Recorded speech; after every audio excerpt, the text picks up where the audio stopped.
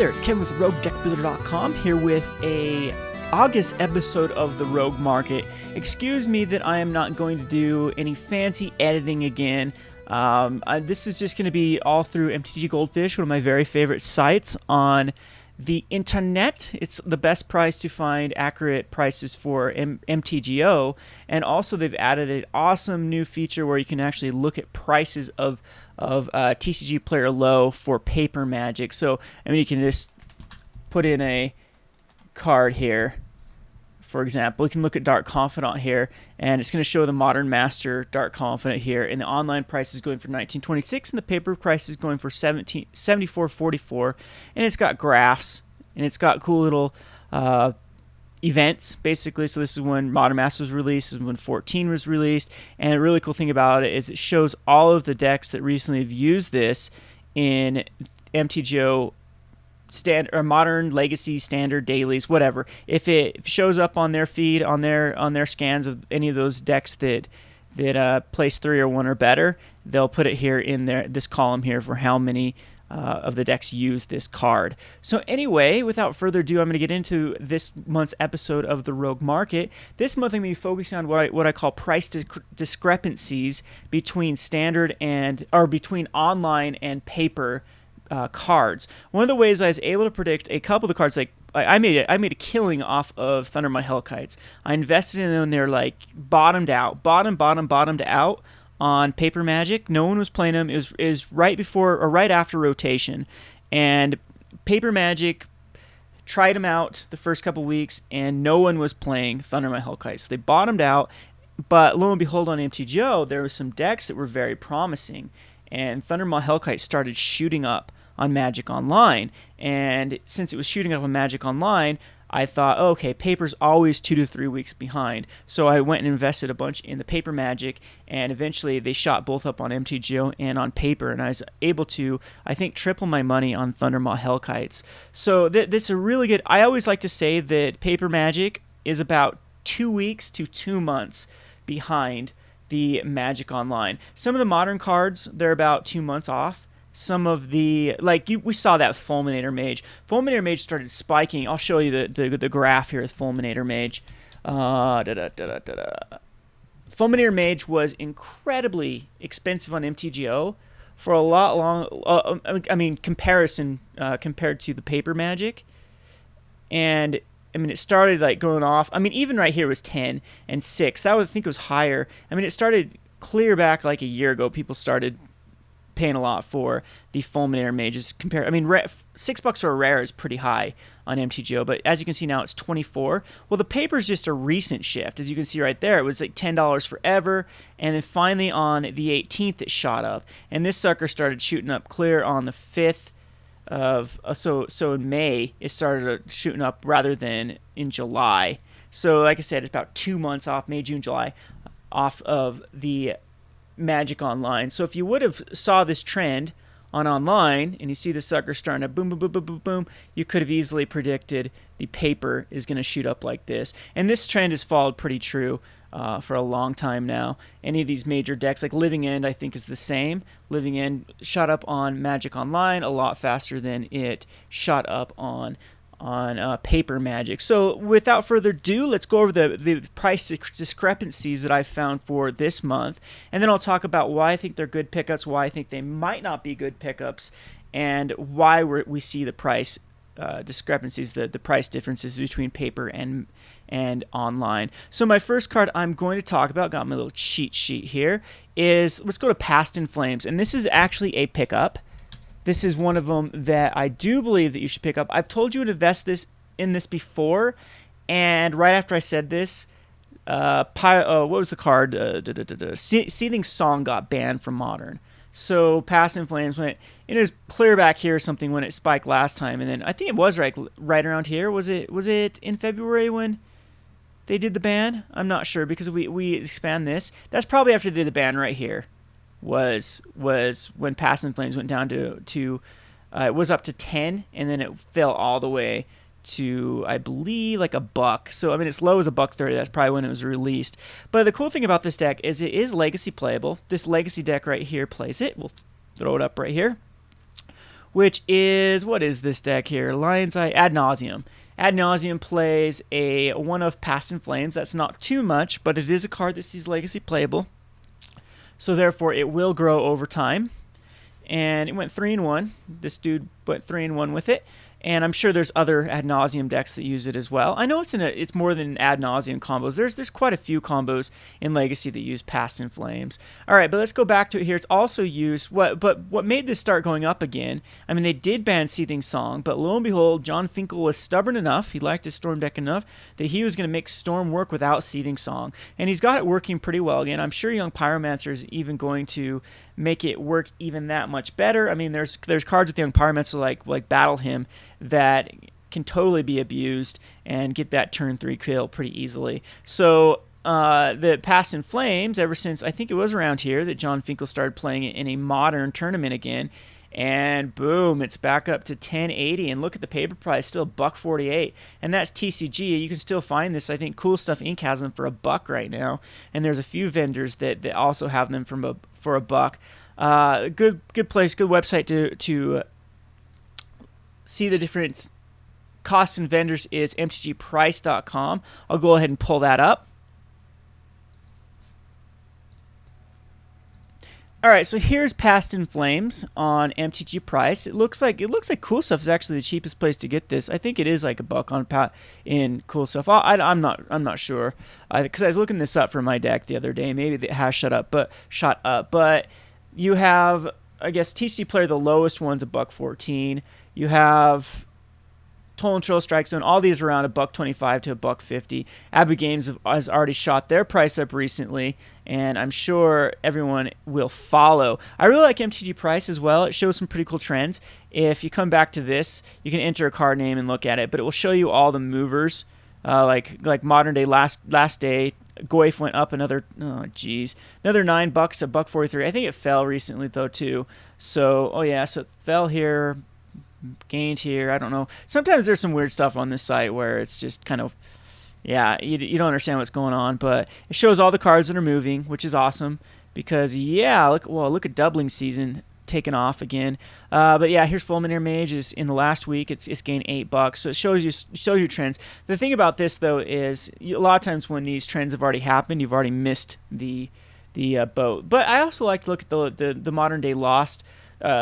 And you can do Standard as well and look at all the ones that are losing value, and you can know what to invest in from that. And MTG Stocks is another good site because it shows you. I'll pull up 1 second here. One of the cool things with MTG Stocks that I really like, the thing that I don't like about MTG Stocks over the MTG Price is the amount of vendors. MTG Stocks just uses TCG Low. I'm not the biggest fan of TCG Low because anyone can sell on TCG Low, so people that are just trying to get rid of collections, it doesn't take into account damage cards, and so sometimes you get some really messed up prices. But I mean, they have some cool little blog posts and whatnot, and they've got this little thing called interests that show how many people have searched. I believe it's like the top searches, what people are looking for, or no, maybe this is stuff that has changed. It's, where am I looking? It's there definitely is like a little thing, maybe it's under analytics. It's been a while since I've used this. Maybe standard analytics, is it show? Oh yes, this is all the ones that have been interesting the last 4 times in the past 7 days. So all these cards right here you can look at that people have looked up to see if they've gone up or not, or down. So let's go on to the really cool thing. But then you can go to this interest and it'll show you all these price changes. You can separate into columns like this is what lost the most, this is what gained the most. So yeah, then we have, you can do it the other way. Living Plane has gone up the most. Shadow of Doubt, wow, Shadow of Doubt's up to $7 now. I really should invest in these. I knew I should have. This is one of my picks it was a dub. It'd been stagnant for about, I would say, 6 months. It hadn't moved in price, even though it was seeing a lot of play. And why? Maybe there's just so many Shadow Doubts out there, and people just, maybe it will suffer from the same thing like Nephalia Drownyard. Even though Nephalia Drownyard was seeing play as a 4 of in the top deck at one point, it still didn't go over a bulk rare price. And so there's some cards that are just unexciting that people refuse to pay a lot for. And I thought that was Shadow Doubt, but you can see $7 for Shadow of a Doubt. Anyway, let's get back to what I'm trying to articulate here. This is a great site, MTG Stocks, but my favorite thing about MTG Stocks is this all-time high-low. This is probably one of the best features. It shows you every card it's all-time high, so you know when to sell. So since it's Divining Top, it's hit $17.44. This is what they consider its all-time high on TCG Player. And you know, we got like all these cards right here that once they hit their all-time high, it's sometimes a very good time just to get rid of them. Let's see here. So let's go on to the low, though. That's the one that I really like, and I wish MTGO had this, and it kind of does. Like, you can go search through different cards and see which ones are bottomed out by the graph. But so Sword of Light and Shadow's the lowest it's ever been, and Genesis, back to basics. Genesis is actually in tons of decks, so it might be a good time to pick up your Genesis. Legacy's kind of starting to crash. I've noticed that. But here's a good one. Offside Ghost Council. It's the lowest it's ever been. It might be the time to pick them up. $9.20. That could be a definite pickup. And I don't know if this site has graphs or not. Yes, it does have graphs. So there you go. Look at that. Boom. It could be a great time. Great time to pick up those Obsidian Ghost Councils. It might be a powerhouse come rotation. So definitely pick your 4 up at $9 a piece. That's not bad. So let's see here. Yeah, it just goes through all of these cards here. And yeah, there's another good one to pick up. Entreat the Angels. Look at that. Boom. It's its lowest it's ever been. A little over $5, so $5-6. Entreat's going to go up. It's a legacy playable. It's a commander staple for any white deck. It is just an amazing, amazing card. Even if you don't have to miracle it, it's not that bad of a card when you have a lot of mana. You put out so many 4/4 white angel tokens. And yeah. So I actually wonder why this deck doesn't. It's just too aggressive right now. The format's way too aggressive for Entreat the Angels, but it still is a nice win condition in Esper. A lot of people are going for Opsot as a win condition when this Entreat could actually end the game a lot quicker. The thing is, it can get stuck in your hand. You have to miracle it late, and people don't want to rely on that. Anyway, I'll quit talking about Entreat the Angels. But there you go. So those are the 3 sites that I really use. If you have a site that you like, please recommend it in the comments below, because I'd love to find other sites. I searched and searched. I used to like go through Star City and try to figure trends and stuff, and it was just an awful way of trying to do it. Hey, there you go. Restoration Angels, the lowest it's ever been too. And yeah, so definitely this is a much better way using these 3 sites. But I'm going to get back to the, look at that, another one, Angel Serenity for 7. You never know, that card could see play post-rotation. It was actually seeing play way before Reanimator in Bant. Bant Control was probably the first breakout deck when Return to Ravnica was released, and Angel Serenity was their finisher in Bant Control. Alrighty, so let's back this up to clear back to Goldfish, and I'm going to start talking about my cards again. So we're going to go back to Past in Flames. And I've said why to pick this up. It's in Storm. 12 decks of Pyromancer Storm made either 3 or 1 better finishes in Modern Premieres or Modern Dailies, and 1 Burn at the Stake. And this is actually a really cool deck. I've made a deck similar to this. So all of you that are wanting a list for a Burn at the Stake, this is a really good one. I like the Hidden Strings. That's a really cool. You put Hidden Strings on your Goblin Electromancer, and you're getting a lot of young Pyromancer triggers each turn. And I like it better on Gutter Snipe, but Hidden Strings definitely is a great card. But here you can see, man, he uses a lot of Burn at the Stakes and Past in Flames. But I guess he's going to be pitching them. Is he actually that version? He uses, Faithless Looting, and where's the other one? Reforged the Soul. Only 2, though. Interesting build, but he went 6-0. 6-0 with this Burn at the Stakes in a standard premiere. So really cool. It uses 3 Past in Flames in this deck. You might see a spike in standard if everyone starts building this deck. I will have this deck on playing on the budget this week, and you never know. You could see a spike in this again. So if you haven't picked up your Past in Flames, I highly recommend it. I have a page full of them, and I was kicking myself because they weren't. But I mean, I only spent $1.50 on them back then too. It was a bulk mythic. It's not going to go down from that. You're good. Anyway, so let's go on to my next pick, or my next price discrepancy, and we'll see if it's a pick or not, a hit or a miss. And this is Craterhoof Behemoth. Craterhoof Behemoth is seeing a ton of online play due to elf decks, as you can see here, right when M14 was released again. So this has been the swingiest card on MTGO this entire standard. I mean, it's done this a number of times, gone from 6 to 24, and then 6 to 15. So, and then paper is still $5.26. It's had a little bit of a bump there, but it's kind of gone through the same trend. And I highly doubt the Creator of Behemoth will go back up again. There's probably just too many copies. Everyone's just, in paper, everyone just tries to get rid of their cards, their mythics. So Creator of Behemoth, I'm not going to recommend. But as you can see right now, there is a huge price discrepancy. That's a 300% difference, $10 difference. And it's seeing a lot of play here. So we got this RG deck here that uses it. Hey, this is a lot like my deck, kind of, except for it doesn't use. Why, if you're red, why would you not use a haste ability? Silly person. I guess their Behemoth kind of haste, but he's Thragtusk mainboard. That's pretty cool.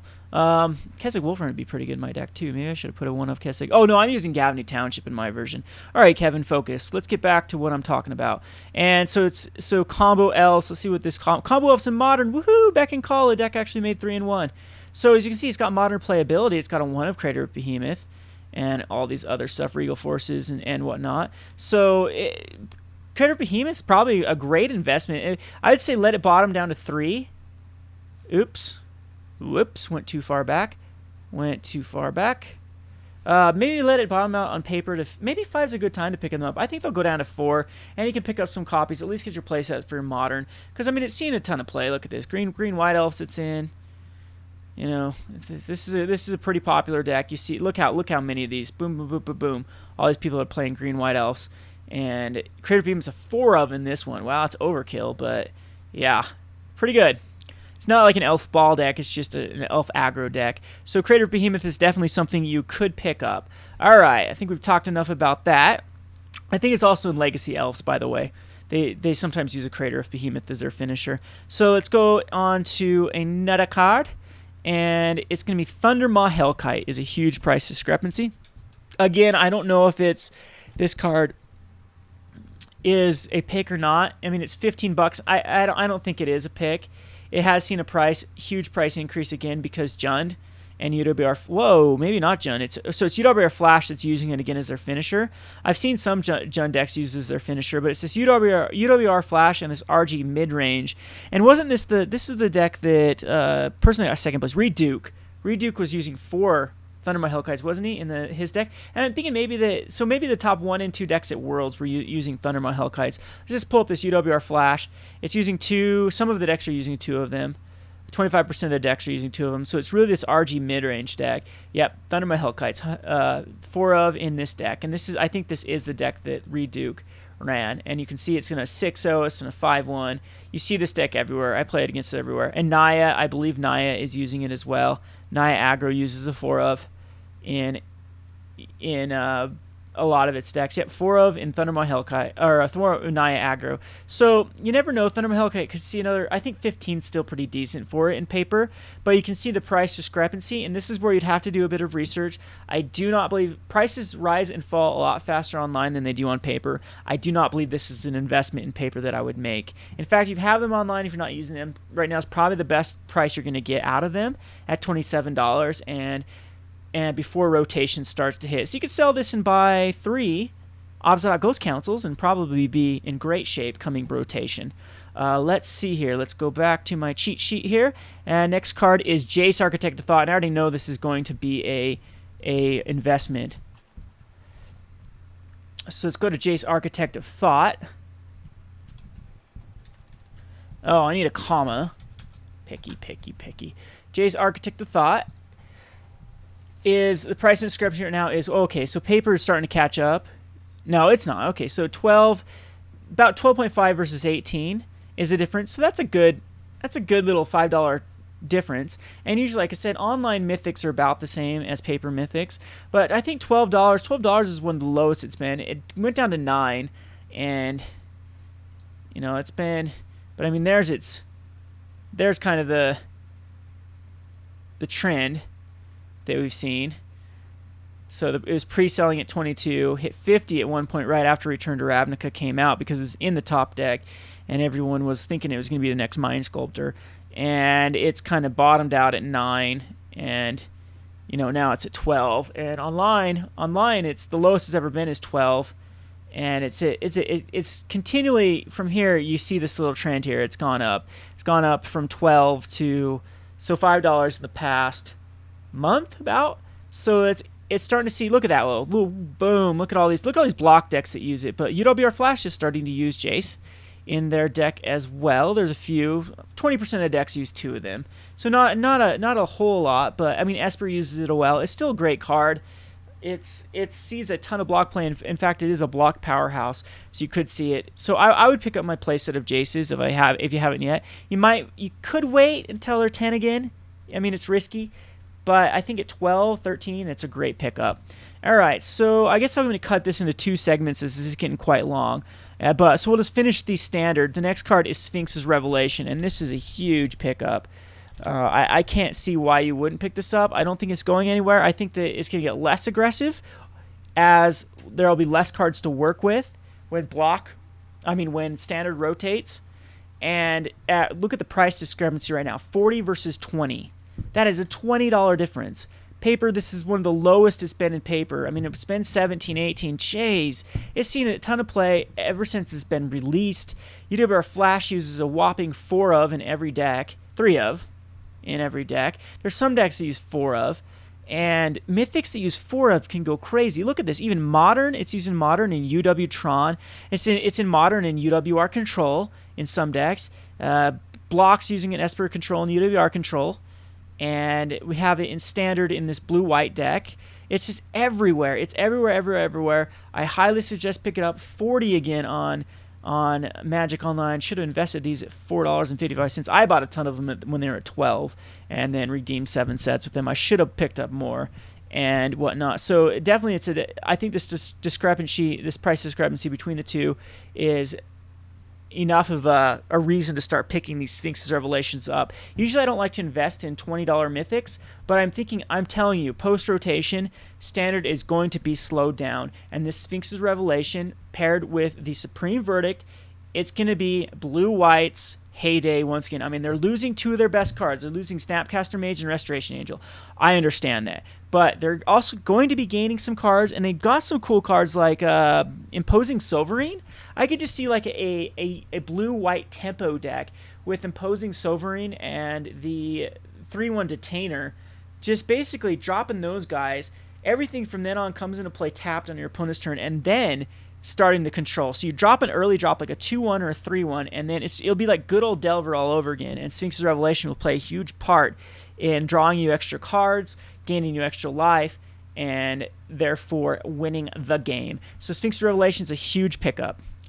Alrighty, let's go on to 2 more cards in Standard. I have 7 cards right now. The next one is Bonfire of the Damned. Bonfire of the Damned has a huge price discrepancy because once again,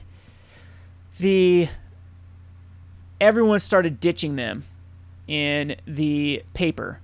Boom, look at this. Everyone about right here just said, bye-bye, Bonfire. It wasn't seeing much play either, but now it's seeing huge play. Look at this Jund Midrange, which is the #1 deck. 90 decks of Jund Midrange. That's the most in Standard, I'm sure. All of these decks are using Bonfire of the Damned. It's 97% of the decks use 4 copies of Bonfire of the Damned in this Jund, in the #1 deck right now, Jund Midrange. And so I don't know if you can justify a $10 price tag for a card that is used so much in Standard at the moment. And yes, it will be rotating, but I think this card has potential in Modern. I really do believe that. I don't know why Tron uses Pyroclasm over Bonfire. I think Bonfire might be a bit. I mean, yes, Pyroclasm you can go do turn 2, and maybe that's the difference. But if you get your Tron out, and even if you tap it for 7, you don't have to miracle. You don't have to rely on miracling it. A lot of times you can easily generate, 7 mana can do 3 damage to everything and opponents. So I don't know. We'll have to see. Maybe like Big Red might want it. And Big Red's starting to see a lot more Modern play. But wow, a couple of Jund decks are actually using it in Modern. That's interesting. Let's check this out. Well, maybe not. Sideboard card is a Bonfire. There's a few decks that use a 1-of in their sideboard, but that's nice to see that it is seeing Modern play. But again, that's huge. That is a huge price difference between. That's $15 price difference. I don't know. A very risky pickup. I probably wouldn't. It's just nice to know these trends and know that sometimes my rule doesn't always apply. As I don't believe I ditched off all my Bonfires at $11 at MTG Modern Masters in Las Vegas. I sold all 4 of my bonfires and got out then at 11 each, I believe. Maybe it was 8 I sold them for, but I mean, you're selling them for 60% anyway at those conventions. So anyway, let's go on to my last card, I do believe, in the standard, which is a Domri Raid, and this might be a good pickup. I could see this card going up more on paper than it is right now. See, it's 18, so there's only a $4 difference, but you can see right here the huge price increase. Because Sato aggro is always just RG midrange, Naya aggro, Kiki pod, Naya blitz. I mean, so it's got modern, block, standard, and modern actually sees a lot more play than just Kiki pod. There's a lot of fringe decks that use it, and it's a very fun deck. It's a very casual deck. It's another card like Vexing Devil that people think it's a lot more powerful than it is. Usually Domri you'll want in decks where it's -2 is actually very useful. I mean, its +1's cool and all, but you really want a deck that has synergy with this -2. When this card was spoiled, I said it was going to suck and become a bulk planeswalker. I'm biting my tongue because I didn't give the -2 ability the look that it deserved, because it is amazing with certain cards. The synergy, of course, my Domri pod deck that actually uses the Phyrexian Obliterator combination is amazing with Domri Raid. It's a win, basically. Turn 3 Domri into turn 4 Phyrexian Obliterator is good game, because you destroy basically all their permanents. If they have like I've done it against Jund so many times where I go turn 2 Domri Raid into turn 3 Phyrexian Obliterator, because mana is that good in Modern, and they have like a Tarmogoyf that's like a 4/5. Fight the Tarmogoyf, good game. Anyway, so paper, it's starting to trend a little bit again. It's been as low as $12 before, and it's starting to go up again. But we've seen this huge spike, and if it continues to go up, I definitely suggest picking up those Domris in paper. All right, this has been Kevin for Roguedeckbuilder.com for this month's standard Rogue Deck of the Month. Again, we're focusing on price discrepancies between Magic Online and paper Magic. I hope you enjoyed this segment. Please give me your constructive criticism in the context below, in the comments below. And if you have any sites that you'd like me to spotlight, some that you use, let me know, and I'd love to check them out and maybe give them some spotlight. I love MTG Goldfish. Go check them out. I'm not sponsored by these guys whatsoever, but they've made me fistful of dollars over the past while since I've been using it, because I've been able to check trends so easily. Anyway, this is Kevin from Roguedeckbuilder.com. Thanks for watching.